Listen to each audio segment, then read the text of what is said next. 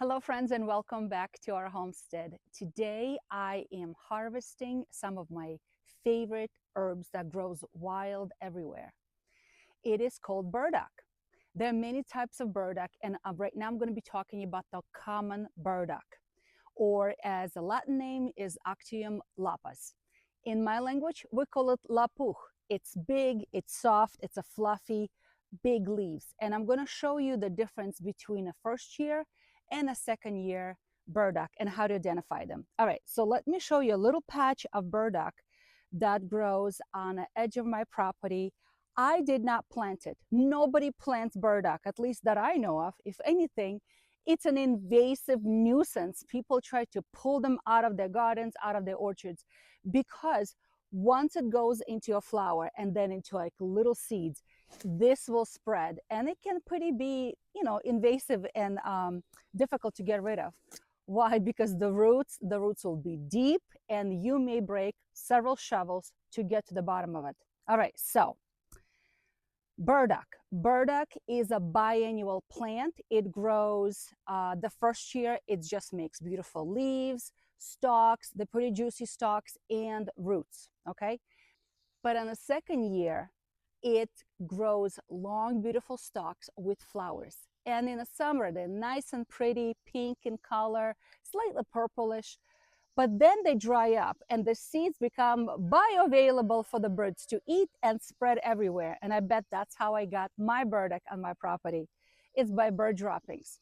So as they dry up, those flowers dry up, they become burrs. And if you walk by the meadow or woodland or somewhere where the burdock grows in the fall, like early fall, it will stick to you. It will stick to you everywhere.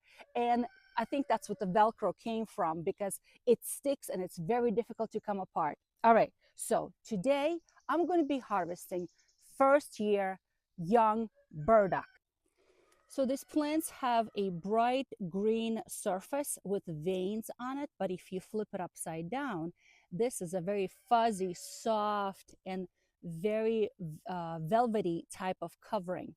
And there are so many folklore Russian recipes that involve just specifically this particular side of the plant. This plant can grow very, very tall, several feet up in the air, especially in the second year. But in the first year, it's smaller like this. And these stems are quite edible, my friends. They are juicy and edible, but only in the spring and early summer. As the heat of summer continues, they become drier and not as tasty anymore because they're going to be very dry. So I'm also going to be focusing this particular foraging, this particular harvesting of only leaves and stems. I am not harvesting any roots at this time of the year, because the roots best to be harvested on either early spring or in the early fall. And that's why right now in the summer, I'm only harvesting the leaves. But I will talk to you about the flowers, the seeds, the leaves, and the root medicinal properties and how we can use them in home remedies. It is best that we get wild burdock, because very often when people purchase supplements online or from other online stores, very often they actually are not wild crafted, but rather they're grown in China in gigantic warehouses or greenhouses, I should say, where they are hybrid without the exposure to their proper elements, and they do not possess the same quality of medicinal property as the wild grown burdock. That is why I encourage people to, on the weekends, get out of your houses, go for a walk, go for a hike, and find yourself good quality wild grown herbs.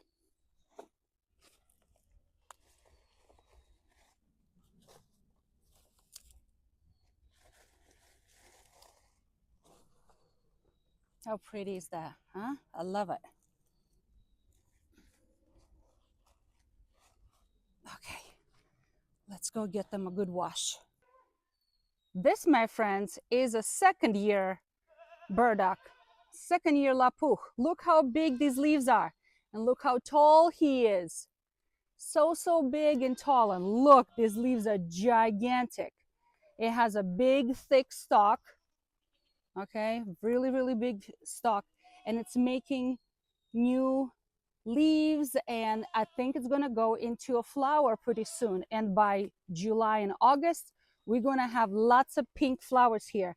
So I have to be careful. This is growing near my compost pile. If this gets into compost, say goodbye to my compost because it's gonna be everywhere. So I have to be careful and cut this guy down before it has a chance to make all those big, beautiful flowers and seeds. Absolutely gorgeous plant, and it's so medicinal. I want to show you guys the difference between a burdock leaf and a rhubarb leaf because many people mistaking them for each other. All right, this is your moment to shine, friends. Can you tell the difference between a burdock leaf and a rhubarb leaf? Can you do that? All right, well, 1, 2, 3, here's the answer. This is a burdock leaf with fuzzy back to it, and a stem has this purple veins, but otherwise it's a green stem. Now let's take a look at a rhubarb leaf. Rhubarb leaf does not have this fuzzy back to it like the burdock does. Look at them side by side. Can you tell the difference? Nice, soft, and fuzzy. This one is not, even though they also have veins. And the most important part of the rhubarb is the stalk. Look how beautiful maroon color the stalk is, and it's very sour to taste. Okay, the leaves are not edible, but the stalk is fantastic. On a rhubarb, it's the opposite. It's the stalk that's edible and cooked very often. So here's my beautiful burdock leaf.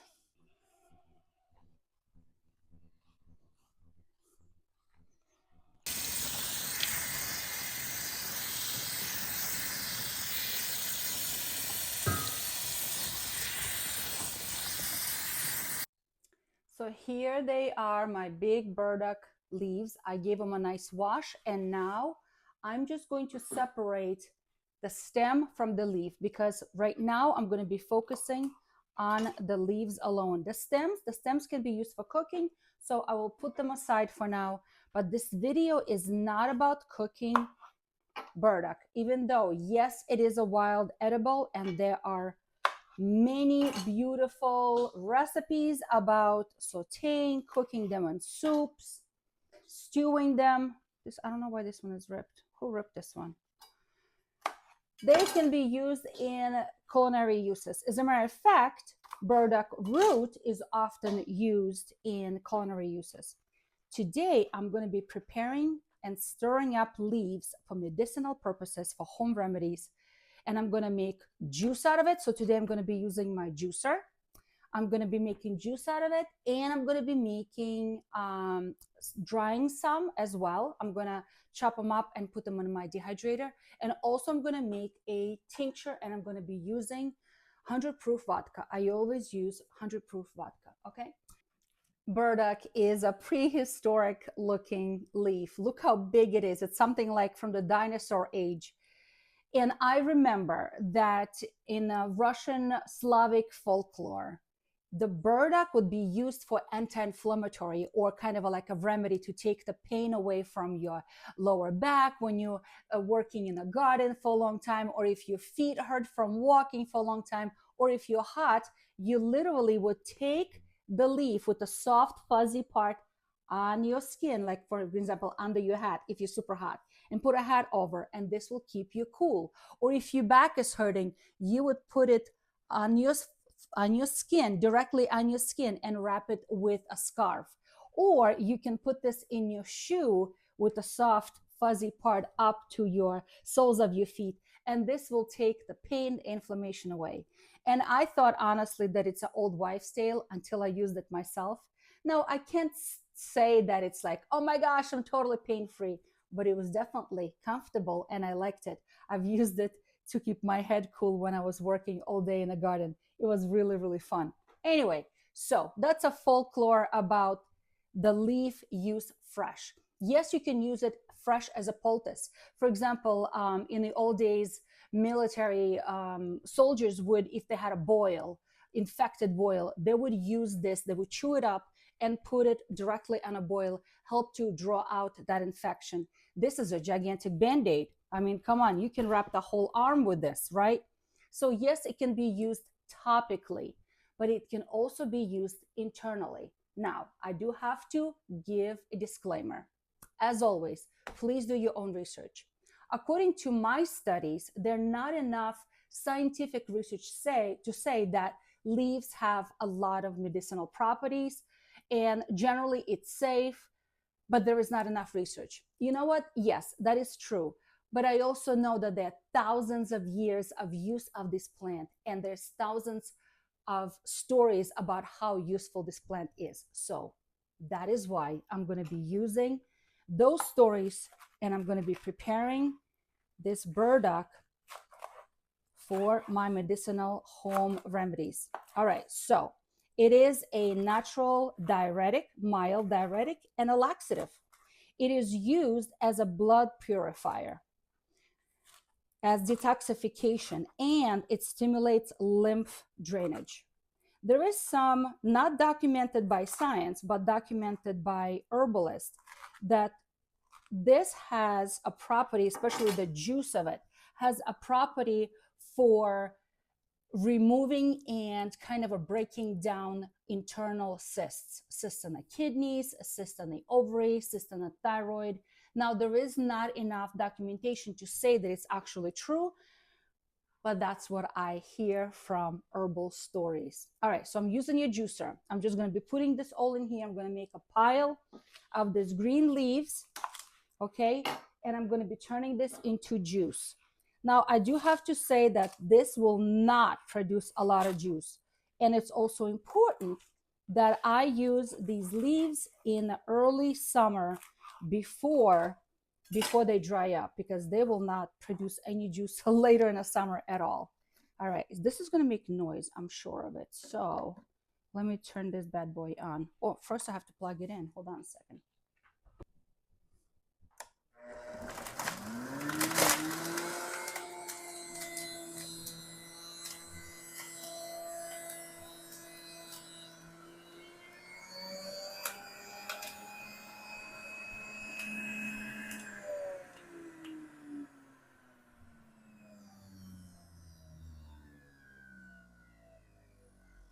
You saw me use 3 gigantic leaves, and yet look how little of juice it made, okay?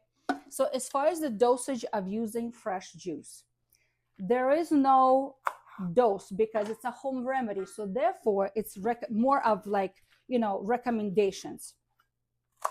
So I believe that from what I've learned from other herbalists is that juice should be used in small quantities. You start with 1 teaspoon a day, and it can be increased to a couple of teaspoons to 3 teaspoons a day, okay? Or maybe increased to a few times a day, like 2-3 times a day, okay? Actually, you know what? Let me prepare more first. So again, this is not a prescribed dose, but rather a kind of like a recommendation, or that's what's being seen to be used. Now, this is not to be confused with burdock root. Most commonly, burdock root is used for remedies. Okay, that is something different. And like I've mentioned, burdock root should be harvested in the early spring or in the fall. Now, in the fall, if it's harvested in the fall, it will have a whole lot more of sweetness to it, okay? It's going to have, I thought I washed it. Its pine needles are still showing up. It will have, in the fall, the root will be much sweeter because it's going to have a lot of inulin. Inulin is that fiber that helps the plant to store up energy to survive the winter, okay? But if you harvest this in the early spring, it's going to have a whole lot less of that inulin. As a matter of fact, if you get the roots of burdock in the spring, excuse me, in the fall, and you make juice out of it, it's going to solidify pretty quickly, just like Metamucil. It's a lot of fun to look at it. All right, let me make another little batch. Growing up, my mama used burdock roots more than anything. And for some reason, we were really not big into using burdock seeds, those little seeds that come from the burrs. And maybe because in the Russian folklore, the seeds were used more like a witchcraft, I think, because it was, if you walk through the fields and the bird stuck to you, you can use those seeds. And it's almost like, so there was some witchcraft attached to it. So maybe that's why my mama, just to stay away from the witchcraft, we did not use that method. We stuck mainly to the root. But the leaves do have a lot of wonderful properties. So I'm making the juice. The juice is good to be used fresh right now, okay? It does not have a very short shelf life at all. As a matter of fact, if I put it in the fridge, it's only going to be good for 3-4 days, maybe 5 days, and that's it. There are some herbalists that like to add a little honey to mix this with honey, and they will add alcohol such as vodka as a preservative, and therefore it can be stored in a fridge together as that mixture for about 2-3 months. I have to say that I found that recipe does not work, and I want to be honest with you, it does not work. Last summer I did it and it did not last. In about 2 weeks it started going bad. So that is why I am going to use a different method. After I make this juice like this, I'm going to be pouring in a little trays. Okay, I'm going to pour in a little trays, and I'm going to be freezing them. And since this juice is used in very small quantities, you can pop one out, defrost it only once, defrost it, right?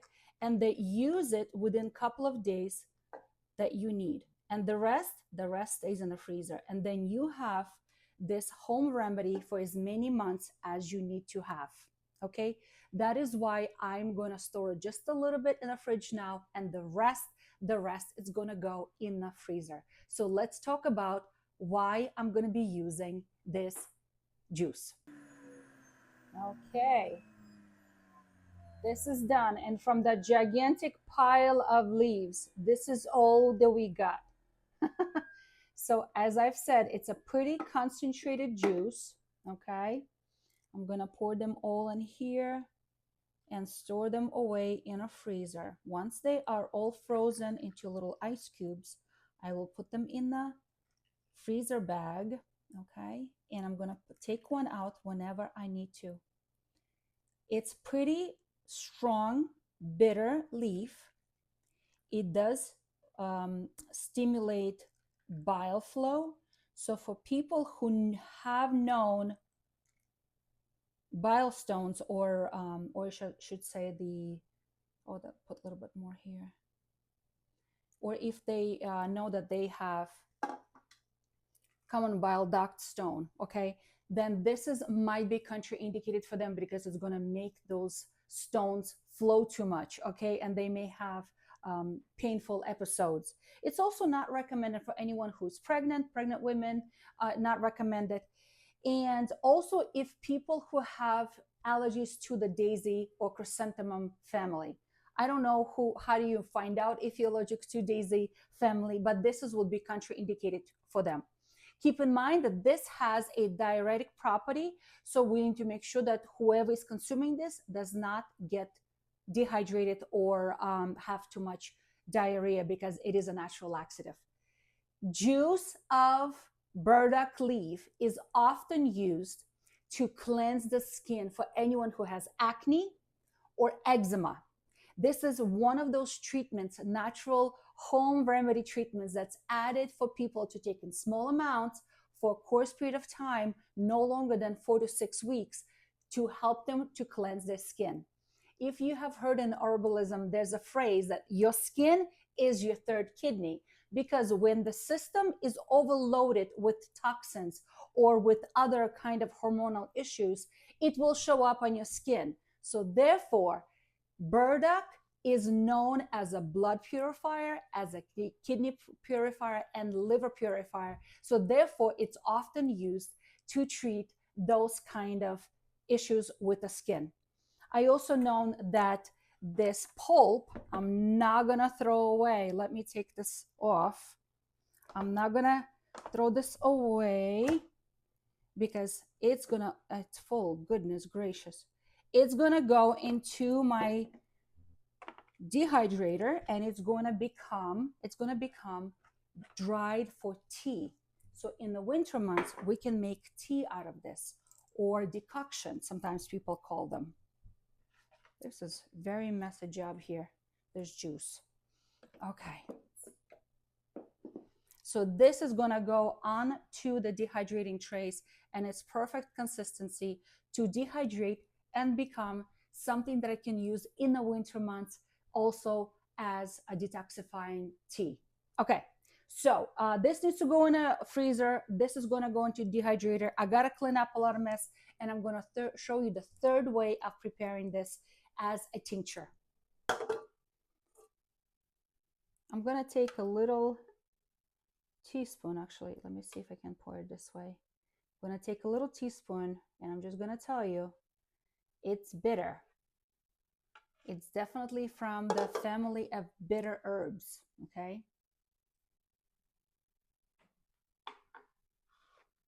It sure is. You're gonna have chase a little water. It's not one of those juices you're gonna enjoy to drink by cup, trust me. And we have to treat it like it's a medicinal herbal preparation, only by a teaspoon. All right, so the juice is done. The thing I'm going to be making is a tincture. And again, usually you see burdock tinctures being made with roots, and that's fine. And as a matter of fact, I do have some burdock root. Let me show you what it looks like. This is dried burdock root. It's very similar what it looks like to dandelion, and very often it is actually mixed with dandelion as a preparation, okay?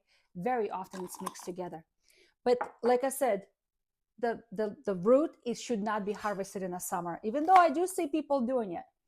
Right now, our focus will be only on the leaves. So I'm gonna be cutting some of these leaves, okay, into small chunks to expose more of the surface area.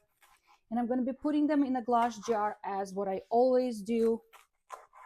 And this is going to be a tincture. And a tincture can be used in very small amounts, literally a few drops, if so, 3-4 times a day. And again, it can be used as the detox, as an antioxidant, because it does help to remove free radicals from the body, okay? And there's actually some talk among herbalists that this can assist in removing heavy metals as well from the body.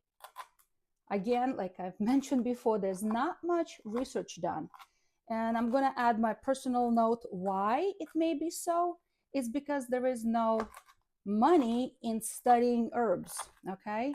There's money in studying pharmaceuticals and developing pharmaceuticals, but not in herbs, because you cannot patent an herb. It's God-made thing versus something that's made in a laboratory. Okay, so I'm gonna take a clean jar. I'm gonna stuff it full, not full, 3/4 of the way full with these leaves. And I always, because they're so bulky and fluffy, they look like they take up a lot of space where they really don't. So I'm just going to push them down very gently until I get about 3/4 of a cup full. And then I'm going to use the vodka. Many people prefer not to use alcohol when they're making their tinctures, and that is fine. I prefer to use alcohol because I know that those are alcohol soluble properties that will be extracted from the herb, and that is why I prefer to use vodka. Also, vodka has a whole lot longer shelf life than vinegars or glycerins, and that is why I also go ahead and use vodka. Many people don't like to use vodka because they don't want to use alcohol, or they want to give medicine to their kids.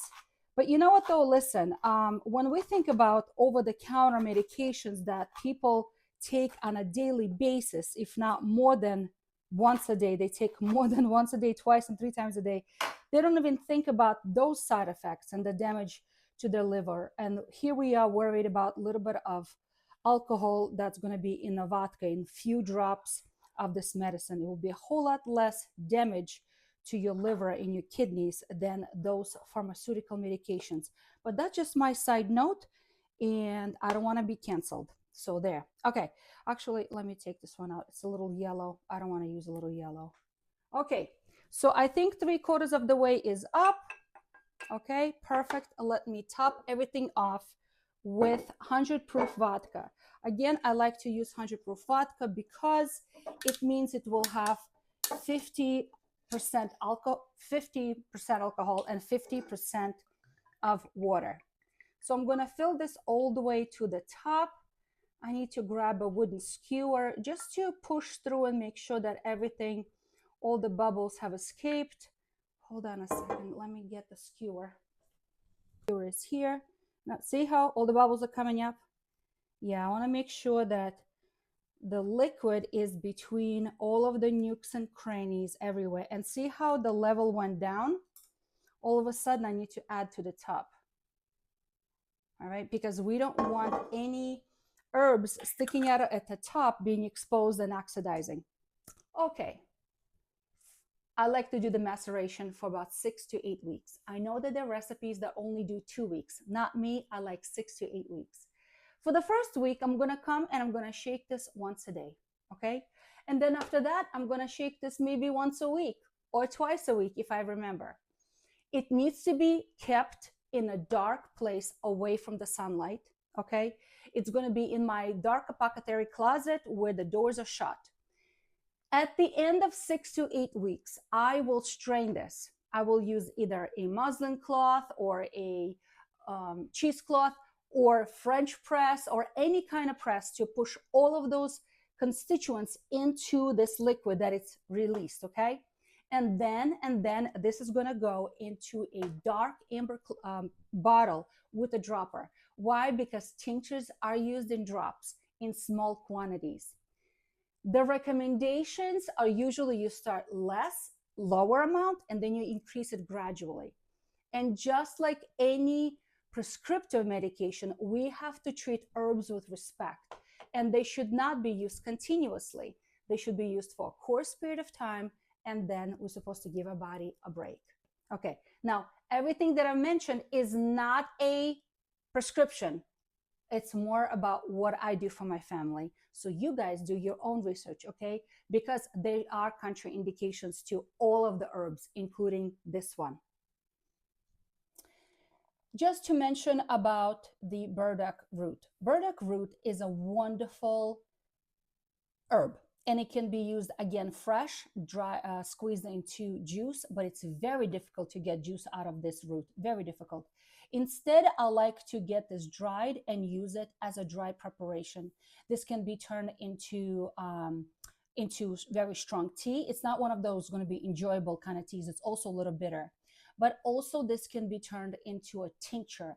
And burdock root is often used to help with insulin sensitivity.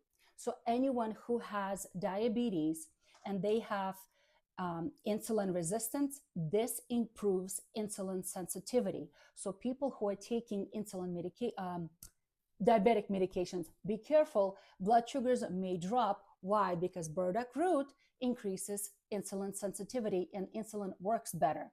Also, it helps with cholesterol levels. It helps to improve the good cholesterol and it helps to lower the bad cholesterol. So this is often used as well. Burdock root is also used for improving blood circulation, especially the small capillaries at the peripheral level of blood vessels. So when people have acne or kind of other skin issues, it helps to improve blood flow to the skin, okay? So that's something that's often used. It is an anti-inflammatory. So in the old days, it was used for osteoarthritis, for rheumatoid arthritis. It was used in those preparations. Again, always do your own research. And just because it may be helpful to someone else may not be helpful to you. So you need to know your limitations, your allergies, and what is best for you. Now, On this note, friends, I hope you are encouraged to look into burdock. Okay, it's this massive plant that grows everywhere. So I suggest put your boots on and go searching for burdock. This is the time to do so. On this note, friends, I hope you are encouraged and try something new.